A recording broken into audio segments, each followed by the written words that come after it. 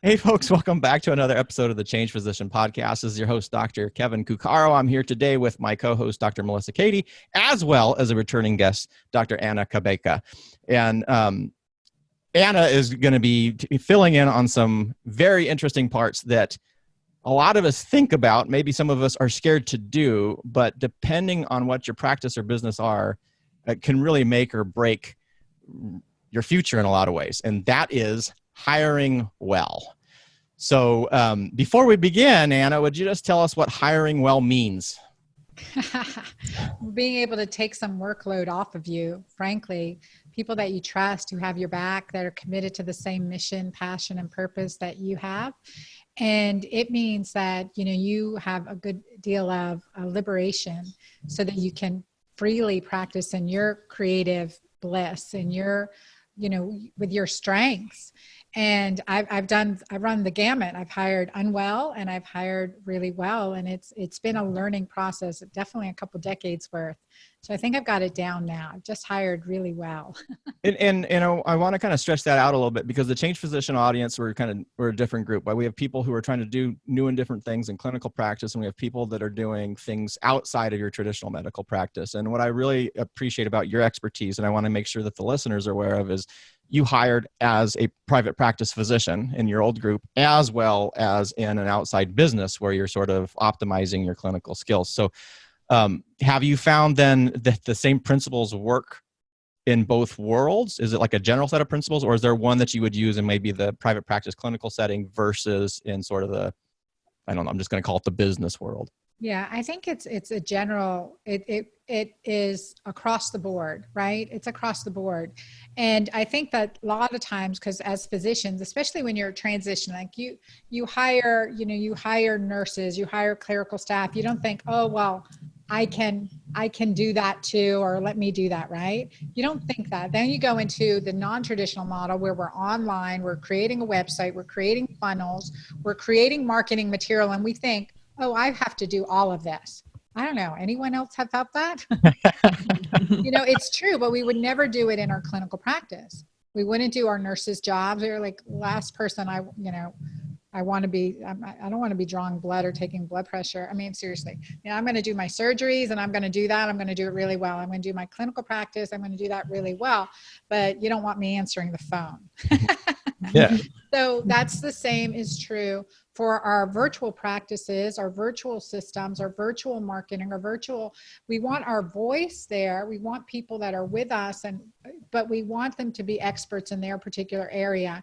And we need to be able to trust that. Now, there is that whole concept of, as we're a physician, we, feel it's necessary. And I have to understand every parts of the business, right? Like in the operating room, you want to know how the anesthesiology machine works. You want to be able to get your own, your instruments, their names, where they are on the table, et cetera, right? You want to be able to operate and do every part of that, but you stick to, you focus on your expertise because you've hired well, or the people, you trust the people to do their roles as they need to do it. And I think that's really important. Understand what has to be done. Understand a good job from a bad job. And I keep thinking the OR today. I don't know why I'm thinking about the OR, but like being handed an instrument, right? Being palmed an instrument, handed an instrument. You got that. You're ready to go. It's a handoff, and it's the same. It's the same in our virtual practice. We need that handoff. We know what we need to do. We know what's being done well and what's not being done well. And that's important. That took me a while to figure out. I felt like I needed to micromanage every detail and I needed to oversee, but I didn't need to micromanage. And letting go of that control in this virtual space saved me a lot of time and money. And our time is money.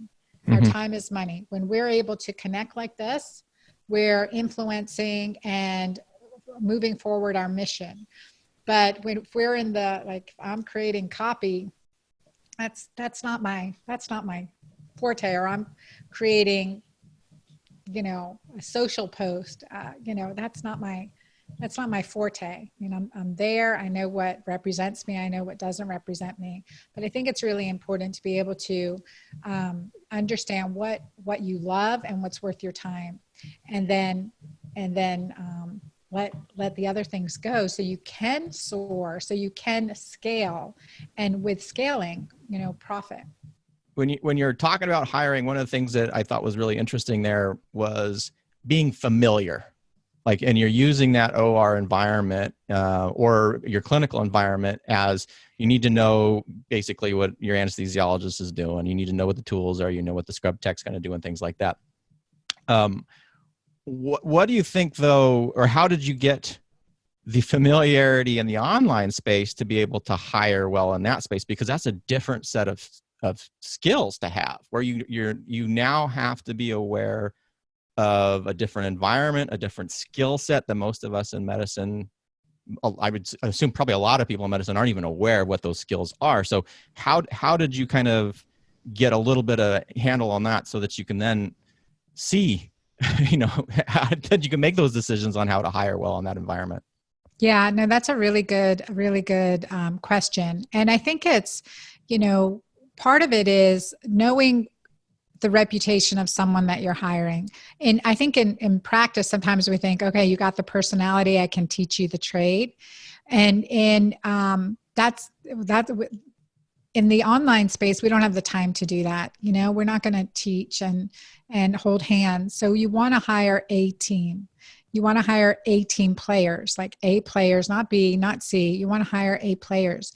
So based on what they've done, their reputation and recommendations, their availability, because some great people are fabulous, but they put you on the back burner for some of their higher, bigger clients. And their rating, like if you're hiring initially, you're doing a small job and you're wanting something done and you're hiring off Upwork or maybe for customer service or you want to look at 5-star ratings, people that have done the same field in a similar capacity and have 5-star ratings. And so that's a good place to start. And I like Upwork when you're hiring initially, like if you just need contract help, because you can go through and see what they're doing clockwise, time-wise, and there's a lot of visibility to that, and that's nice, and that's a contractor, and then maybe you want to hire them on full-time afterwards, but that's a good place to start based on ratings. And you want to look at people with a lot of experience, a lot of hours under the belt, a lot of reliability. And two, ask around, who has a website that you love, who did it, who has a product that you love, who helped them with that, and asking friends. Don't be afraid to ask. It's not like our competitive world, we're worried about referrals. We're in a collaborative world. My friend JJ Virgin says, rising tide floats all boats, right?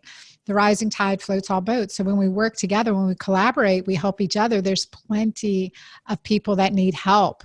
So the more of us out here helping others, getting this word out, getting our messages out in a positive way helps a lot more people. So this collaborative event. So I think in what I've noticed, especially in this switching to online, it's like, okay, the sense of being in a small community and having competition, it's not the case. I mean, we can be collaborative, and we should be collaborative even in our small communities as much as possible. I practice in a small town. It was hard. I mean, there was competitive, there was that cutthroat, it's just a nasty place to be. That's not the environment that I, work well in or want to be in. So collaborate, and then you'll have people collaborating with you too. So that's why I feel like, okay, ask me my secrets. I'll share them with you. There's not a secret. I want each and everyone listening to have, their mission and love what they're doing in a way they love doing it, right? They have the freedom to do that. I shared that I'm from Georgia. I've been there 21 years. I ended up in Georgia from National Health Service Corps scholarship.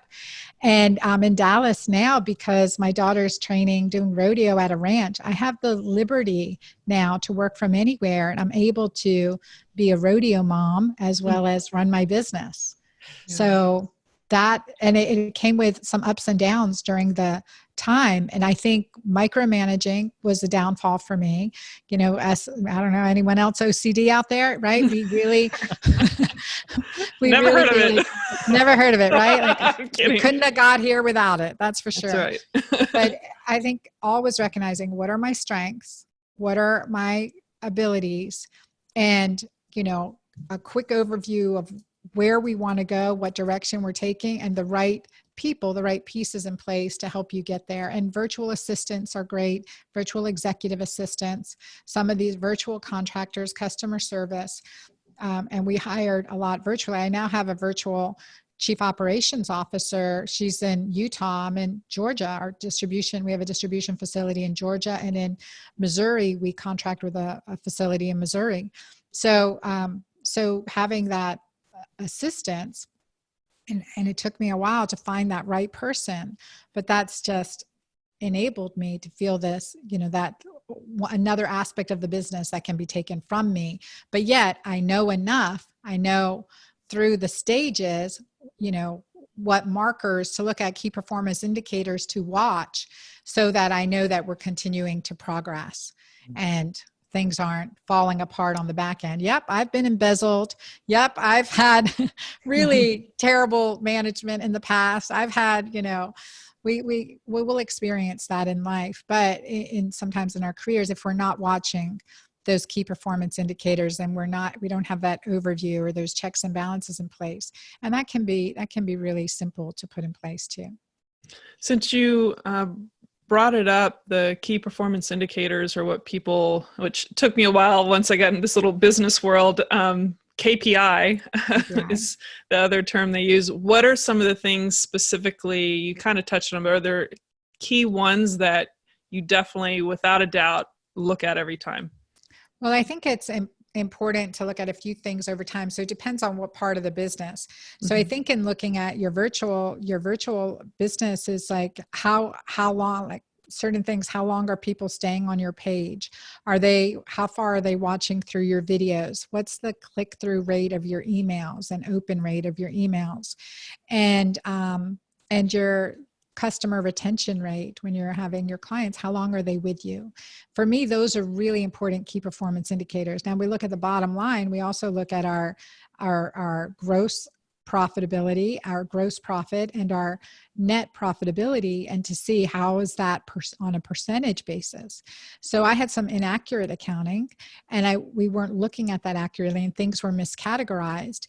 And so it turns out that, we were underestimating the cost of much of our tech. And so we've been doing a lot of redundancy versus having it streamlined. So I think keeping it simple in the internet space is really, really important. And one red flag is when you have consultants and they say you need this, that, and the other thing, really understand what they're talking about, because that's where I was just like, okay, he knows what he's talking about. Let me get this program, this system, that program, this system. Before you know it, you're on subscription for 6 figures of programs, and you didn't need any of that. So I think it's really important. So I use Shopify, and I use Shopify for my shopping cart. I use Shopify for my blog as well, but it doesn't play with SEO as well as WordPress does. So there's this issue. I was on WordPress, switched to Shopify. I'll probably switch my blog back to WordPress. So if you're starting, you're like, oh, well, I need all these bells and whistles. You don't. Use a WordPress site for your blog and your content. Shopify is a great shopping cart, and I've used many different ones. And then you want a content management system that you're using to do your emails, your autoresponders. Maybe something like MailChimp is where your ad is what you need, but maybe you need something. We used Entreport, we've outgrown it, so we're switching to ActiveCampaign after much research. And there's another one called Klaviyo that was a close runner-up for ActiveCampaign. So those things for our part of our communication system with our clients has been part of our growth process, learning what system, what's the easiest, makes the most sense for us, and what's the most cost effective too. So of all those programs and that you're using, especially with WordPress, one thing that I had experienced that if you're not doing it yourself and knowing code, it can be quite expensive to get someone else to do this on a frequent basis and monitoring things. Is your virtual assistant or your virtual person helping you with all of these particular things like WordPress and whatnot? And how much are you involved with that yourself? Because I keep wondering how do you know how to hire the right person to help you with the same voice that you're trying to project to the world? Yeah. Well, I mean, I think that's like always it's, your brand first, identifying your brand voice, your presentation style. And if you're using a writer to help you, that they completely get that. I review every piece that goes out as me. Great. And then with, as far as the presentation of it, like that's the tech side, hiring someone to do that, first of all, looking at what you like and using that as your template. We don't have to recreate the wheel. It doesn't have to be that fancy. Simple it seems to be better from the consumer side of things too. Keeping it really easy for people to get information. I've been through a few renditions of my website too, to where it's like back to as simple as possible now. Clear information, where to go, versus trying to give out so much information and so much details and so many things at one time. It's confusing. And so keeping it simple is really, I can't emphasize that enough. Keeping it simple, keeping your message consistent, like what you're doing here, right? You're very consistent message, consistent a purpose in your messaging, and that's attractive. You're going to attract people that need to hear from you, and keeping it focused versus being everything to everyone. I was just invited to a summit, and it's like, I just went, all things for everybody is the name of the summit. It's not, it's something like that though. But I'm like, okay, well, it's confusing. Like there's financial piece, there's a real estate piece, there's a health piece, and that's confusing.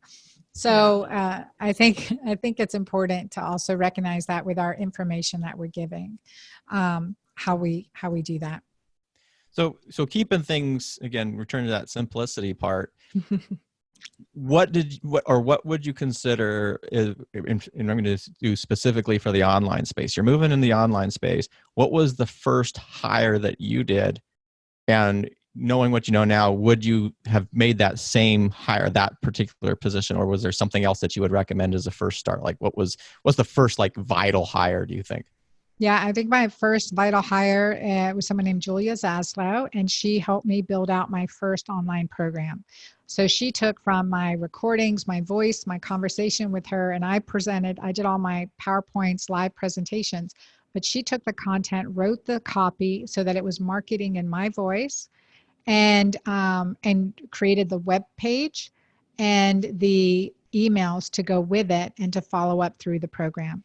So hiring her was a big investment, but I hired right, because that program, I just retired it this year. I created it in 2010. So it's lasted, repaid me and numerous times. There's a free lead gen, like you opt in for Feel Good, Look Good Secrets webinar, and then you take the 6-week program. And the 6-week program was a simple delivery system that she built out at that time. So someone who created the funnel essentially and the delivery of the program in a evergreen. And that's something that's really key, is that you want it so you don't have to recreate it every time you go through it, in an evergreen fashion. So we went through it, made any tweaks we needed to make, and then had it on auto delivery or a couple times a year where we launched it. And that was critical, because this is like, okay, what do I want everyone to know when they come? And this is like why I'm saying, be very specific, because I was, women's restorative health. Like, where do you go with that? It's very broad. Now I'm like, we're going to talk about the vagina. It's very specific, right? So, but it's that concept of what I want every person to know, what I'm saying over and over again in the office. And there's that free component, and then go ahead and come on and do more, follow through the program. And I had someone build out the infrastructure for that.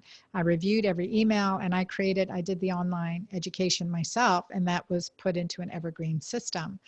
And so they found that to be the best hire that I did, because that freed me up tremendously, because they had that 1 hour of information I want everyone to know.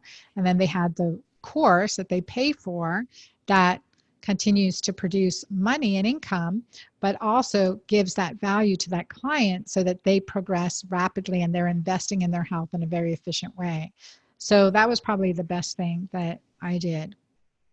And that makes a lot of sense. I'm just sitting here from a first hire, because it sounds almost like a contract position, or it wasn't something contract one time. Mm-hmm. But you did it, and you're hitting so many different things. One is, we had talked about in our initial episode with you, you're creating an onboarding kind of program where people are now being indoctrinated in a good way in the terminology and what you're focusing on. So you're knocking that out of the park. The second part is you have the course, and you're already having everything set up for the paid program. So then it becomes both lead generation as well as conversion into a customer, and that ongoing relationship with them. So that you have the potential to have them in your tribe or recurring revenue. So it's like you hit all, three. It's like the trifecta right there with the first hire. And I was expecting you to say something like, "Oh, it was a virtual assistant, and they did this and this and this." So thank you. Wow, that's awesome. Yeah. I'll expand on that too, because when you create that course, you're also telling your clients what to do next. Like, these are the products I use. These are the products I have or I created. These are the supplements. This is the, because I had trouble with that initially. And I think we talked about this as physicians. We don't want to be salespeople, but we sell surgery. We write prescriptions. I mean, our patients come to us because they want a solution. Don't deprive them of that solution, right? Don't deprive them of that solution. And a friend of mine, and she runs a huge PR company, and she was my patient to begin with. And she said, I'm here to hear from you. Tell me what I need. Don't tell me what you think I can afford. Tell me what you think I need, what I need. And, and that's it. Just having that, I know that everyone needs Mighty Maca Plus, for instance. That's a holistic formula. And everyone needs maybe an omega-3 fish oil, or at certain times a probiotic, or they need this, next Julva. My products that I created as solutions for me, my clients need those. Don't be afraid to tell them what they need, what their next step is, or what the solution is, or, what you believe is so helpful, and how you can tell if this is right for you, and how you can tell if it's not. Many people leave out that part, and I'm guilty of that too. But why I believe it, who it's right for and who it's not. And I think that's a really that gives people a lot of clarity when you do that too. So you're giving them education, you're giving them resources, you're giving them next steps, and you're giving them products to continue succeeding with. Yeah. By the way, the Mighty Maca, I just got mine in the mail, so just had to add that in. Yay. Actually, never leave home without it. Yeah, and she didn't tell me to say that, y'all. So now the next thing I wanted to make sure that we covered is, how do you hire, when you hire someone, if it's going to be like a long-term, not just this one time, like for a course, is there a probationary period or a time frame that you give them to kind of see if you made the right choice, or how do you decipher, or how do you approach that? Yeah, I think, what's the saying? Hire slow, fire fast. It's so true. And often it's it often is the other way around. It's like we hire fast, and then we hold on to them thinking they're going to get better. They're eventually it's going to work out. And I think the first thing you need to do is really outline the processes that are needed to be handled for this role, and then find the right person that fits that role, versus finding a person and then finding, the best job for them. You know what I mean? Mm-hmm. So, and I've been guilty of this too. I've learned, I've learned all these through experience, but finding what do I need handled?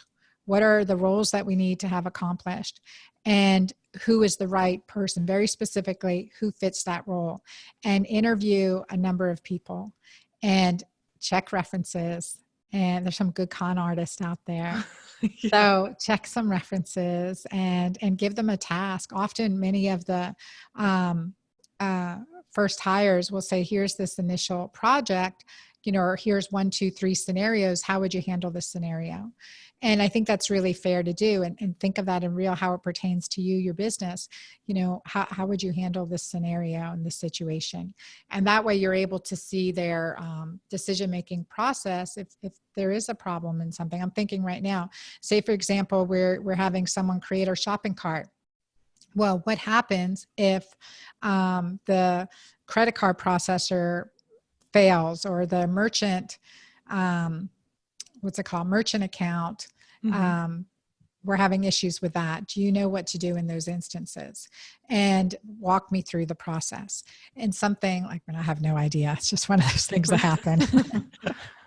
But, in hiring the right person for that shopping cart, you want to know that too. And so I think too, one thing that we experienced recently, and we just hired a fractional chief financial officer. So, we share him and his team with other businesses, and that's a great hire. And I should have hired them a long time ago. I didn't know there was such a thing as a fractional chief financial officer, but I'm able to look at our numbers and see what is most profitable, what is and what I love the most. But seeing what's most profitable helps me identify where we continue to focus, and continuing to do the parts that maybe it's not profitable, but I love doing it, like my podcasting. I love doing it. And so, and just, I know that I'm doing it for enjoyment, interaction, and just that education, inspiration, and some entertainment. So, and that's perfectly fine. I think there's a reason for that. Maybe we can't directly see that that's profitable, but it's relational. And that's really important for me and my business and my brand. We're a relational brand, and as the girlfriend doctor. And so looking at that and looking at those areas of the business so that you can focus on it. I will tell you this, and this saved me a lot of, this will save anyone a lot of time. But I know initially, especially as a functional medicine doctor, I had like over 30 key products that I liked for clients. Each one had a different scenario, right? For my cervical pap, for healthy cervical paps, I want you to do this. For breast health, I want you to do this. For fibroids, I want you to do this. For detox, I want you to do this. For MS, I want you to do that. Everything, right? Well, when you go to the online space, stay really, really focused. Stay really, really focused. 1 to 3 maximum to start. And I went from that 33 to 5, my profit soared. And it was focused. It was clear. There wasn't confusion. Sometimes you get to a store and you're like, oh my God, there's so much. It's like going to TJ Maxx and it's like, oh gosh, there's so much. I don't know what to do. Let me get out of here. Like, I'll go to the small boutique. So for example, the same, you don't want your website to be that. You want to be simple, very clear, very targeted. And definitely when you're starting. And I think that a good example in the space is Bulletproof. Dave Asprey did this really well, right? What's he known for his coffee, but now he has a whole line of products, right? A whole line of products. So he expanded after extensive initial focus, years.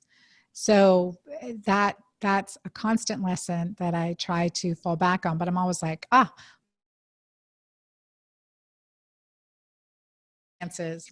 maybe not. Scale back. And that's okay, because there's allowance in your business that here's a focus, 80%, here's my 10%, let's play with this, and I think that's okay, because that's the entrepreneur. We don't know. Like Jolva for me was, I really want this. I don't know if there's an audience for it. I know my clients want it, and there's a specific niche here. Well, that blew up. We have 100,000 customers worldwide because I needed it, and I had patients that needed it. And it resonates and it works. And that is, that soared my business, and there's no competition.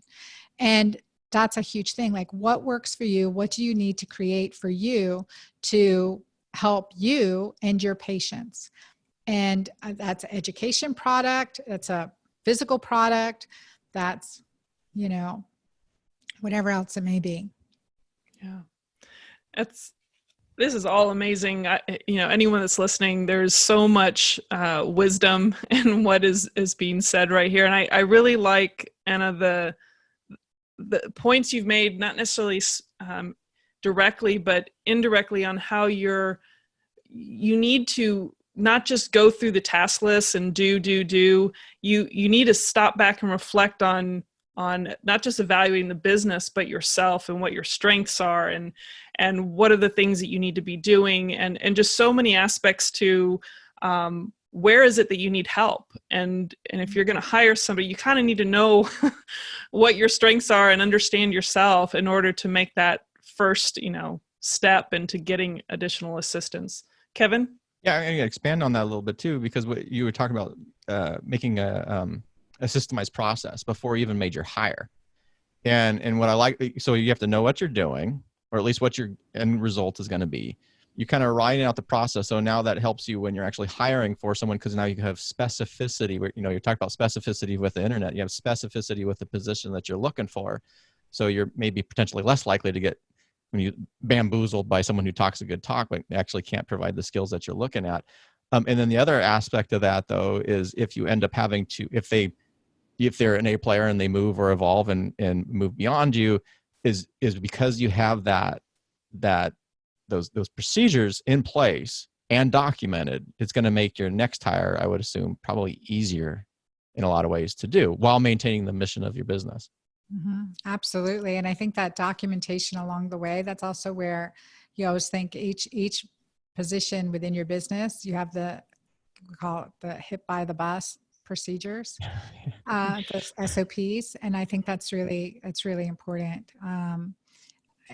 because it takes so much time, and now we can have Google Drive with video trainings and, have those systems in place for your practice for your hires, so that it's an easier transition, easier onboarding, because often that person leaves and they leave with all the intellectual property you've given them. Mm-hmm. Yeah, really good point. Yeah. Well, I know that we're coming up to the end of our interview here. Kevin, did you have another question, or do you want to wrap this up? So many, as always. Like, how do we ever keep our episodes within a certain time frame? I think it's just because we have hard stops because everybody's busy. But yeah. So much. Thank you so much, Anna, for coming on today. I'm going to let Melissa close it out here and provide any words of wisdom she has. Yeah. No, I really liked the quote, and I'm such a firm believer in this collaboration, and you're doing that just by being here and being so generous with your time. And the quote that you said that JJ Version uses, I'm not sure if it's her original quote, but it's good for all of us, that rising, you said, rising tide floats all boats. Mm-hmm, exactly. And I think that's a good way to end this, because I think, if you hire the right person, and instead of you doing it all yourself and collaborating with somebody else that you trust and or anybody else, that it only brings everybody else's business up and really serves the world in a better play, to a better level. And so thank you for sharing all those little pearls of wisdom that so many of us need to put into effect. And for the listeners out there, I am Dr. Melissa Cady with my co-host, Dr. Kevin Cuccaro, and with our lovely guest, Dr. Anna Cabeca. And until next time, you all take care.